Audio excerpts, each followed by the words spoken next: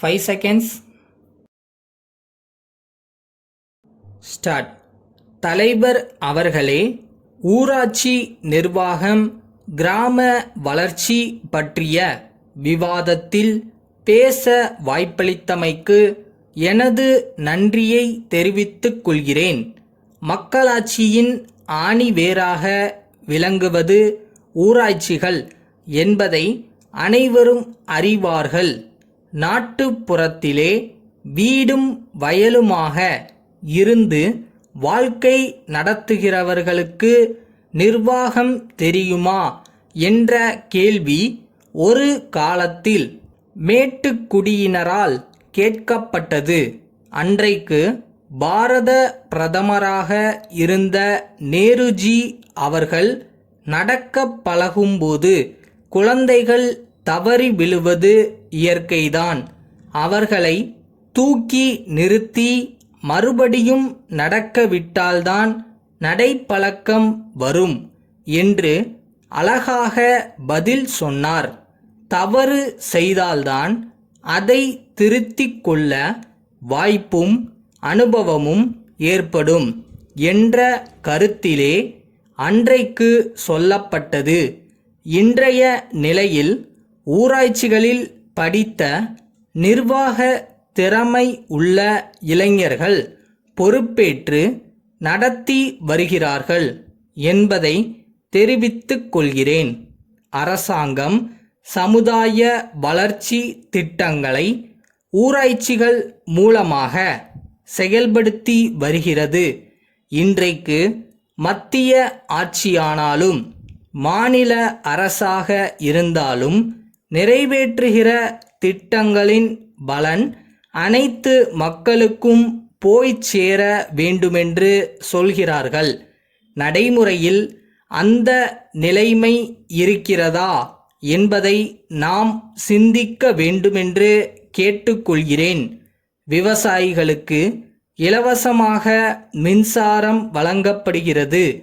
அதே நேரம் உரம், பூச்சி மருந்துகளின் விலை ஏறிவிடுகிறது. உற்பத்தி செய்கிற விளைபொருள்களுக்கு உரிய விலை கிடைப்பதில்லை. அதனால் அவர்களது வாழ்க்கை தரமும் உயரவில்லை.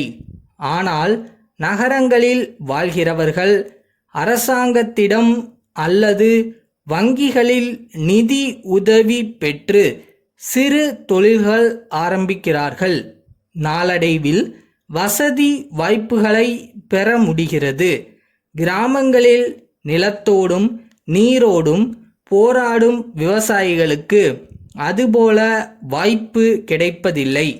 வளர்ந்து வருகிற விஞ்ஞான சாதனைகள் கிராமங்களுக்கு எட்டுவதில்லை. பழைய முறையிலேயே விவசாயம் செய்கிறார்கள். விளை நிலங்கள் வீட்டு மனைகளாக மாறி வருகின்றன. எனவே இன்றைக்கு விவசாயம் லாபகரமாக இல்லை என்பதை வலியுறுத்தி கூற விரும்புகிறேன். திட்ட செலவுகள் நகர்ப்புறங்களுக்கே சென்று விடுவதால் அதை மாற்ற வேண்டுமானால் கிராம பஞ்சாயத்துகளுக்கு அதிகாரம் அளிக்கப்பட வேண்டும்.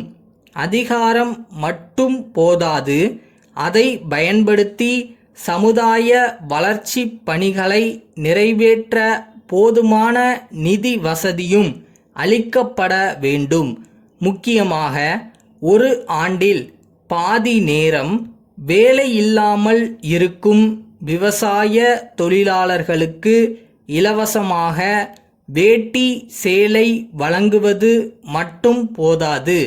அவர்கள் பிழைப்பதற்கு தேவையான சிறு தொழில்கள் அறிமுகம் செய்யப்பட வேண்டும். குடும்ப நலம், சிறு சேமிப்பு போன்ற திட்டங்களுக்கு பிரச்சாரம் செய்வது போல சிறு தொழில்களை பற்றிய விவரங்கள் கிராம மக்களுக்கு தெரியும் வகையில் ஒவ்வொரு ஊரிலும் விளம்பரப்படுத்த வேண்டும். திரைப்படம், நாடகம் மூலமாக சிறு தொழில் இயக்கமே நடைபெற வேண்டுமென்ற என் கருத்தை சொல்லி ஊராட்சிகளுக்கு அதிக அதிகாரம் வழங்குவதை வரவேற்று அமைகிறேன். வணக்கம். சென்னையில் உள்ள பொது நூலக இயக்குனருக்கு திருமங்கலம் தெற்கு வீதியில் உள்ள திருமாறன் 6/3/90 எழுதிய கடிதம். ஐயா, நான் ஒரு நூலாசிரியன். ஔவை அமுதம் என்ற நூலை எழுதி வெளியிட்டுள்ளேன். குழந்தை இலக்கிய வரிசையில் இடம்பெறக்கூடியது இது. உலக பேரறிஞர் ஔவை பிராட்டியார் நமக்கு அளித்துள்ள ஆத்திச்சூடி என்ற அரிய நீதி நூலுக்கு விளக்கமாக அமைந்துள்ளது. தமிழ் எழுத்துக்களை பிள்ளைகள் பயிலும்போது நீதி கருத்து நெஞ்சில் பதியும் வகையில் எழுதப்பட்டுள்ளதை தாங்களும் அறிவீர்கள். ஒழுக்கமுள்ள எதிர்கால தலைமுறை உருவாக வேண்டுமானால் இது போன்ற நீதி நூல்களை குழந்தைகள் படிக்க வேண்டும். பள்ளி கல்வி இயக்குனருக்கும் இது பற்றி எழுதியிருக்கிறேன். இந்நூலை புத்தக தேர்வு குழுவிற்கு தாங்கள் அனுப்ப வேண்டும். நூலகங்களில் இப்புத்தகம் இடம்பெற்றால் மிக பயனுள்ளதாக இருக்குமென்று நம்புகிறேன். எனவே நூல் ஆசிரியனே வெளியிட்டிருக்கும் இந்நூலை அதிக அளவில் பெற்று எல்லா மாவட்ட நூலகங்களுக்கும் வழங்க ஏற்பாடு செய்ய வேண்டுமென்று கேட்டுக்கொள்கிறேன். கழிவுத் தொகை தங்கள் நூலக விதிகளின்படி கணக்கிடலாம். தங்கள் ஆதரவான பதிலை எதிர்பார்க்கிறேன்.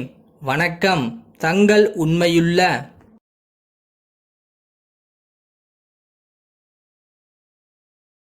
உங்களோட குறிக்கோள், லட்சியம், திங்கிங் எல்லாம் பெருசா வைங்க. அதை விட கொஞ்சம் பெருசா உங்களோட கனவை வைங்க.